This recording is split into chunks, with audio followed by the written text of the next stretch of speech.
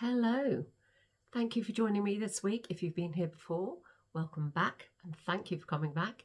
And if you haven't been here before, my name is Deborah Carr. I write historical fiction in that name. I write contemporary romance series as Georgina Troy. I write thrillers as Ella Drummond. Had to think about that, didn't I?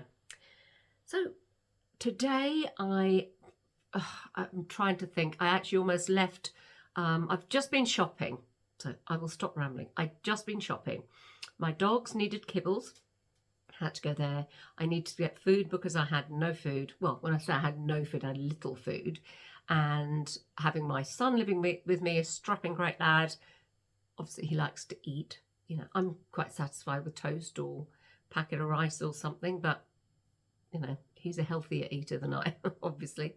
So I had to go shopping for food, and one of the things I bought and almost left behind, the lady had to shout after me, is a chocolate milk. This is from Marks and Spencer's, a small one. Now, I know you shouldn't eat or comfort yourself by eating, but when I say I'm in the middle of structural edits, I'm not even in the middle. I'm sort of about a quarter of the way through. But I bought this chocolate milk. Now, this is almost a full one of those small ones. What is in this beautiful glass filled the glasses that I use for my lattes.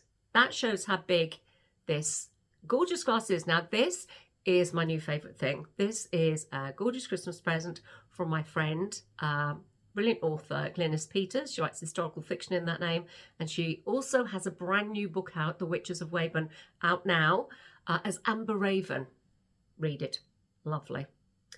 This book, this glass, I don't know if you can see, I don't think you can see the lustre on it. It's got a beautiful lustre, but it says, good friends are like stars. You don't always see them, but you know they're always there. I love that. Thank you, Glynis. Got that for Christmas. I also treated myself. Now, I know because I video one of these videos once a week, and I often have a cinnamon bun. It might look like I get them every day. I don't. I probably have one a week. If I can find them. I get there so late because I'm not one to do early shopping that they've usually all gone. There were 2 left today and I have one of them. So it's that. I haven't got my hollyhock plate today. This is a Paragon plate. I have loads of collectibles, porcelain, things like that because my mum had an antique shop. But yes, so I'm looking forward to eating that. It looks a bit dry actually. Yeah, it's nice. It's cinnamon, it's a bun. I'll be thrilled. So the reason I need to comfort eat, as I said, is because I'm working through structural edits still. So I had structural edits for one publisher, structural edits are my worst thing. Writing first draft of a book, I love that because I'm finding out the story, developing it and that sort of thing. Structural edits, you're basically told, well, it depends. So it can be something like, you know, the too many characters in this, made me merge this character with that character, bring this, this will work better earlier on in the story and things like that. You need more of this, you need less of that. And all of that, you can't just change those bits. You have to then change those bits, but change whatever it is leading up to it and coming from it, mostly. So that takes an awful lot of thought. It's like a mental puzzle, which is probably a good thing to have to do, but it can be a lot. This one, I have really struggled to figure out exactly how to do all the things I'm supposed to be doing. And it sort of clicked the other day. So I now know what I'm doing. The problem is I changed something, a big thing, right at the beginning of the book. And I know the book will be so much better for it. My structural edits, the difference between my first draft and my structural edits being done is a massive difference in my books. When I've done structural edits, because I've obviously had the feedback from my publisher, and it's brilliant feedback, things that I hadn't thought of because probably I'm too close or whatever. And as I weave those things in, I then feel better and think, actually, this is so much better. And that's what's happening with this book. So although I've changed something and made it so much better by changing that bit right at the front, it's a really essential part of the relationship between the male and female protagonists.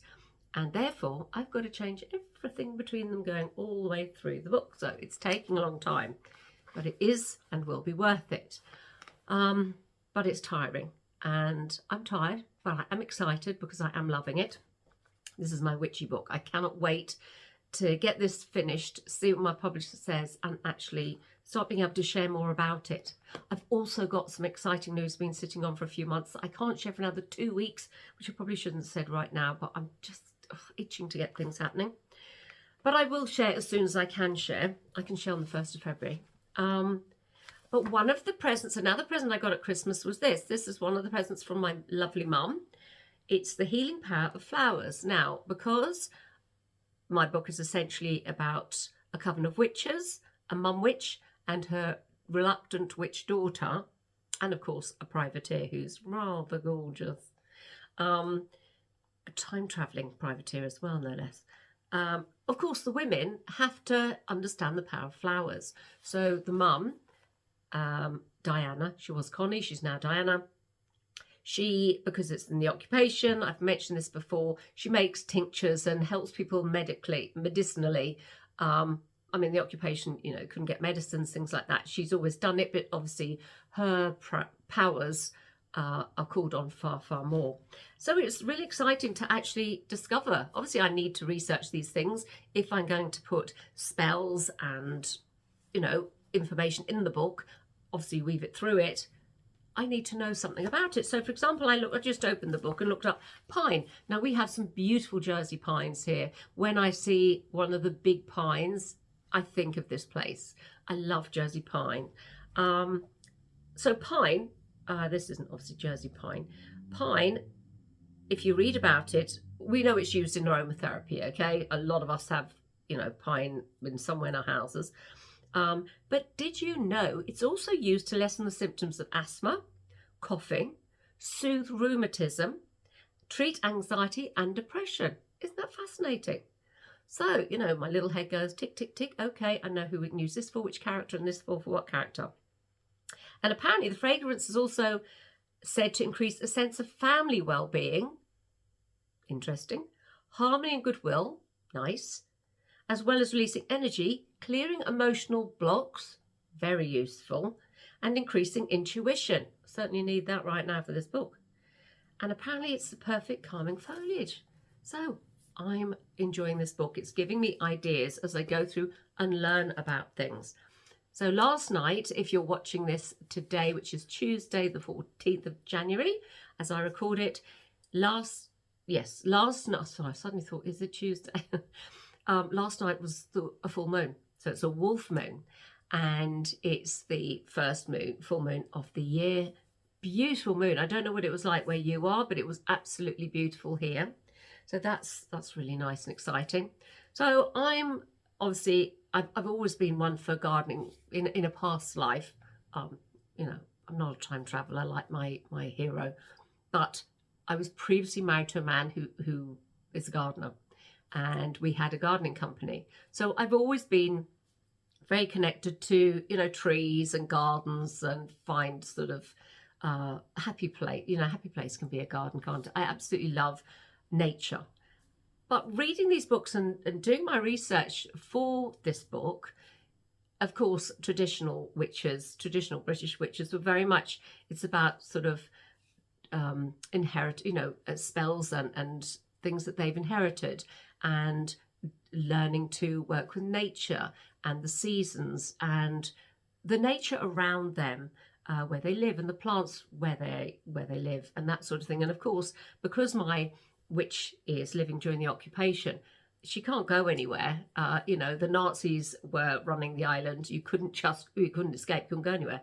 So it's really helpful that, because she would obviously be dealing with nature anyway, she can still do that in this book because she can't go anywhere else. So she has to deal with whatever nature can offer her for her tinctures and her spells.